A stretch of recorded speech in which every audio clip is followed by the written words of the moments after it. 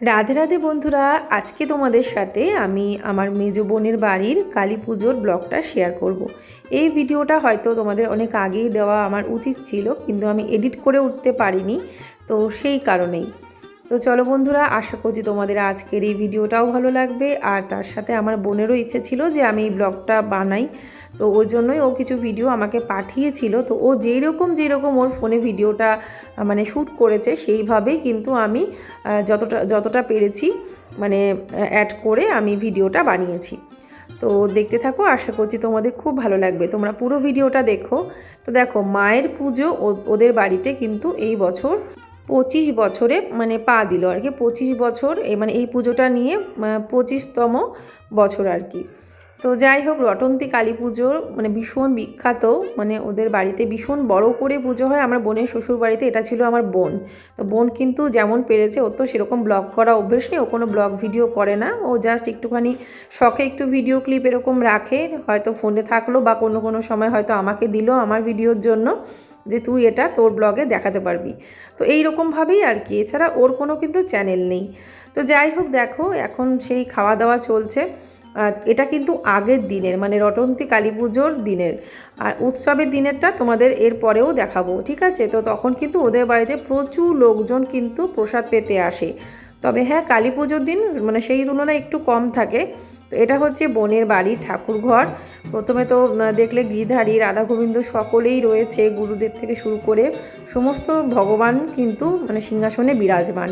ঠিক তার পাশেই রয়েছে মা কালী, রটন্তী কালী মাতা। তো এই মায়ের কিন্তু অনেক কাহিনী আছে, যদিও আমি এই ভিডিওতে সেইভাবে ডিটেলস বলতে পারবো না।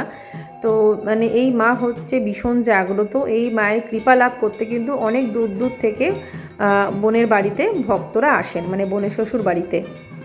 তো ওই জন্যই ভীষণ আর কি প্রচার একটা মাধ্যম। সবাই ওর জন্য এই উৎসবের দিনে দৌড়ে আসেন, যে যেখান থেকে পারেন আর কি। আর প্রচুর লোক হয়, মানে হাজারের কাছে লোক হয়ে যায়।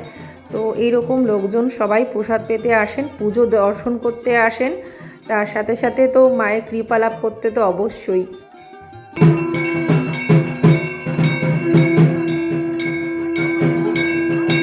আজ পর্যন্ত যারা যারা এই মায়ের কাছে এসে মানত করেছেন বা কিছু জানিয়েছেন, তাদের সেটা পূর্ণ হয়েছে।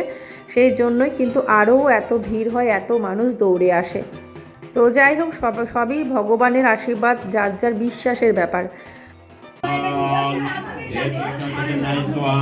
ओम नित्यानंदाय स्वाहा श्री रघुनाथाय स्वाहा श्री पंडितभद्रब्बाय स्वाहा श्री वैष्णवे स्वाहा श्री रघुनाथाय स्वाहा श्री सनातनाय श्री भट्टरघुनाथाय स्वाहा। আর এই পুজো কিন্তু হয় পুরোপুরি বৈষ্ণব মতে কালী পূজা, ঠিক আছে? তো প্রতিদিনই মানে কি ভোগ হয়, রাধা গোবিন্দ গিরিধারীর ভোগ দেওয়া হয়, তারপরে কিন্তু মাকে ভোগ দেওয়া হয়।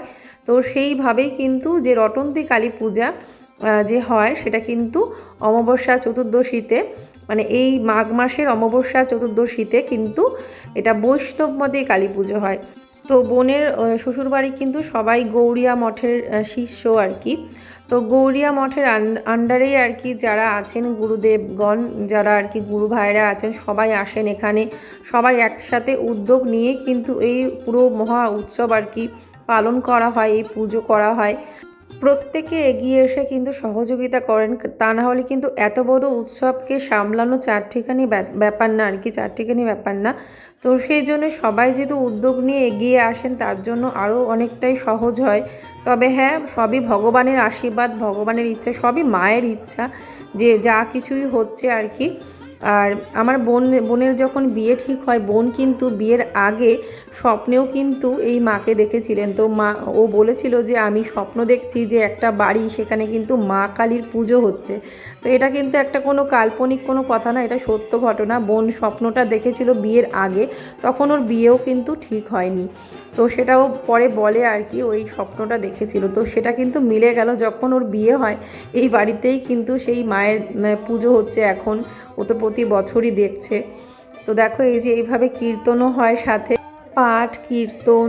তো দুদিন যাবত উৎসব চলে, পাঠ কীর্তন চলে আর কি, এবেলা ওবেলা। তো খুবই আনন্দের আর কি বিষয়। তো মাকে তো গিয়ে বলে 2-3 দিন আগে থেকে থাকতে, কিন্তু মার পক্ষেও সম্ভব হয় না যে 3-4 দিন ওখানে থাকবে। সেই জন্য মা ওই পুজোর দিনই সকালবেলার দিকে আর কি যাওয়া পড়ে, তার আগে যেতে পারে না।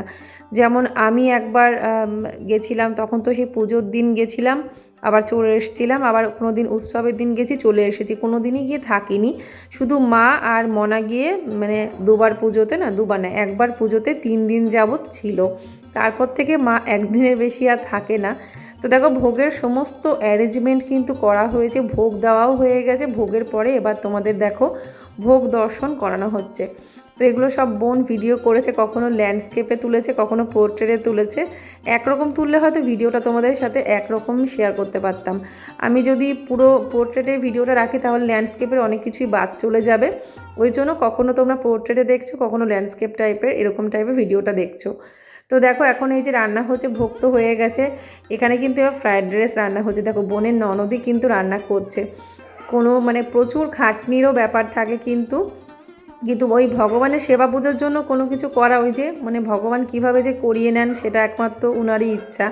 তো এটা হচ্ছে বোনের বাড়ির গেট। এই যে ওদের এই যে ওয়ালটা দেখতে পাচ্ছ ডেকোরেট করা, যে কালার করা নেই, তো এটা নতুন করে করা হয়েছে। আগে এখানে কিন্তু এই দেওয়ালটা ছিল না, দেওয়ালটা নতুন করে করা, বড় গেটটা নতুন করে করা হয়েছে।